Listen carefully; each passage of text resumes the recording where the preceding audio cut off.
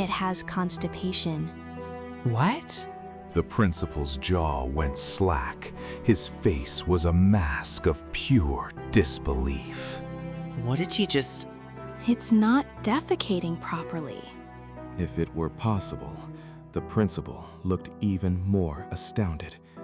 He wanted to demand what she was talking about, but as his eyes followed her gaze to the elementary school children running across the field with their backpacks, a hot flush crept up his neck. Jiwoo stroked the trunk of the great tree, her touch gentle. She already disliked him intensely. She was used to this kind of reaction.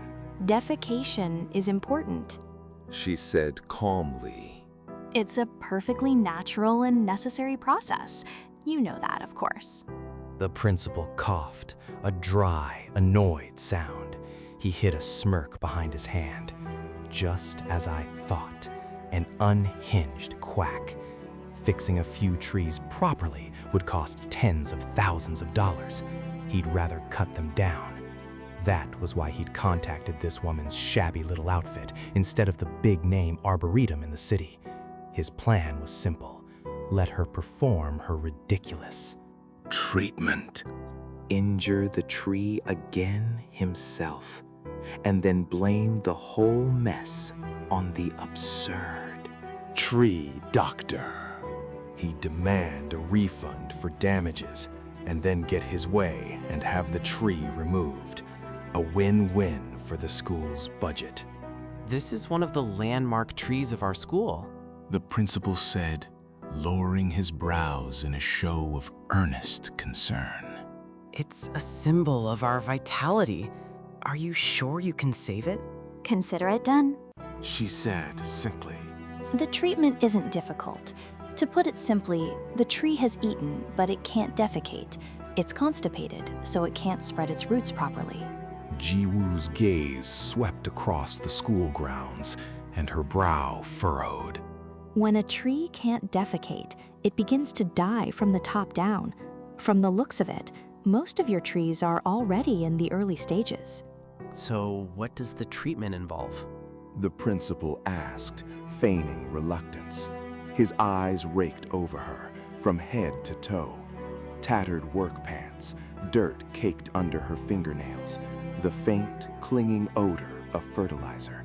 She was, he thought, dirty. A smudge of soil marred an otherwise clear face. Her hair, tied low at the nape of her neck, drooped like damp seaweed. It was like looking at another dying tree right in front of him. utterly unappealing. The soft light he'd glimpsed in her eyes when she'd first looked at the tree vanished when she faced him, leaving them dull and flat. Principal? Yes, yes. He answered, his tone overly polite, as if he'd been caught staring. All the soil here needs to be replaced with Masato soil. All of it? Yes, that's the root of the problem. The soil is why the trees can't defecate. By the way, Her gaze sharpened. you cut some corners on the recent remodel, didn't you? Ji-woo circled him slowly, her expression skeptical. Did you bury something out here? What? I heard the school was renovated not long ago. Her eyes scanned the grounds. Broken tiles, perhaps? The principal flinched. Leftover cement? A beat of silence. Empty cement bags, maybe? Or all of the above? The principal wiped a bead of sweat from his forehead, his gaze darting away from hers. How could she possibly know?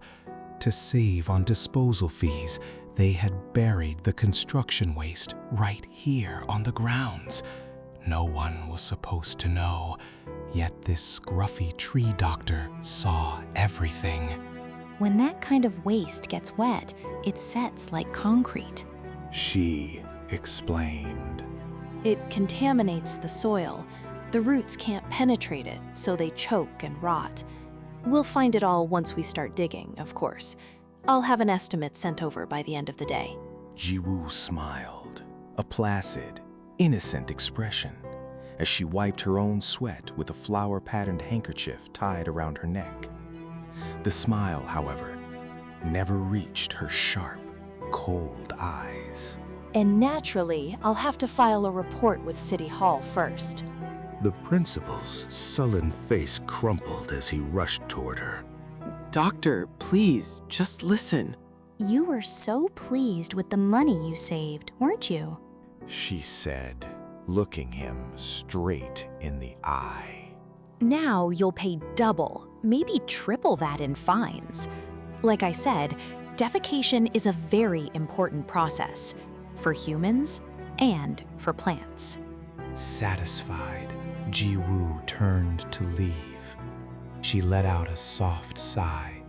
She could already hear her one and only employee back at the hospital nagging her for walking away from a lucrative contract. She paused, then turned back to the principal. She hated playing these games, but the growth of her hospital was important. Right now, it was the most important thing. I'm a doctor who loves trees. She said, her voice smooth. I'm the best there is at saving them, but I'm also very good at weeding out harmful things. Especially people like you, she thought. A man whose selfish greed had sickened dozens of trees, yet who spoke of them being a symbol for his school. He was the type to clear-cut a forest and then use a single leaf for an ashtray. Please feel free to visit our pine tree clinic more often. She forced a sweet, professional smile. Jiwoo was a tree doctor. She ran the small pine tree clinic on Cheongdo Island, a scenic tourist destination known for its sea, rocks, and lush plant life. Sandwiched between Gwangju to the west and Yeongdo to the south, it was surprisingly the second largest island in Daehan. It was part of the job, getting strange looks from men like the principal. Her work required her to carry ladders, knives, saws, and shears.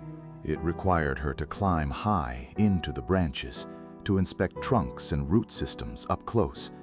People often stared at her, as if she were some kind of strange, feral creature. She knew many clients only called her Female. Doctor, because they assumed she'd be cheaper, a bargain they could exploit. Now, over 30, she was used to it. It was a reality she'd had to accept to stay in business. She was guiding her scooter along the coastal road, the emerald sea stretching out beside her, when her phone rang. She popped an earbud in and answered the call. Hello? "Hey, Director," A familiar voice said on the other end. "if you're not back in 5 minutes, I'm unlocking the second floor."